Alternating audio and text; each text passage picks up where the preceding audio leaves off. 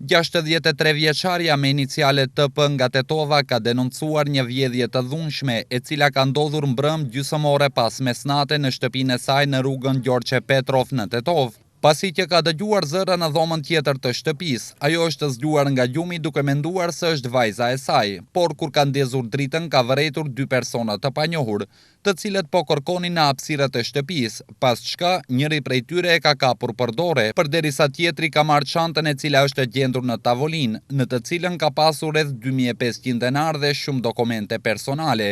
Me gjësendet e vjedhura me njëherë janë larguar, është kryer hetimi kompletuar në vendin e ngjarjes dhe po zbardhen të gjitha detajet që ndërlidhen me rastin e denoncuar, si dhe për zbulimin e autorëve të kësaj grabitje. 48 vjeçarja me iniciale FA nga fshati Gradeci Gostivarit mbrëm ka denoncuar dhunë familjare, të cilën e ka shkaktuar burri i saj 52 vjeçari me iniciale QA.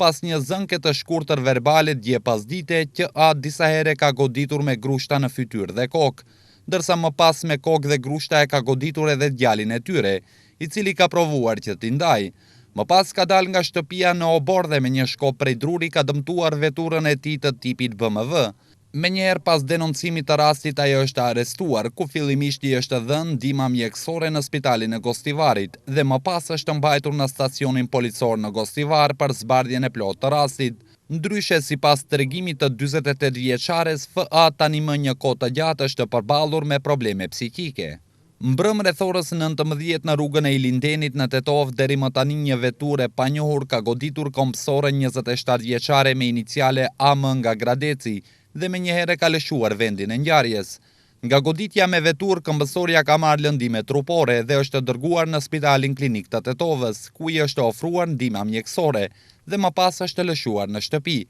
Është kryer hetim në vend ngjarje dhe po ndërmerren masa dhe aktivitete për vërtetimin e shkakut të aksidentit në fjalë, rrethanat në të cilat ka ndodhur, gjetjen e vozitësit dhe veturës pjesëmarrëse në këtë aksident.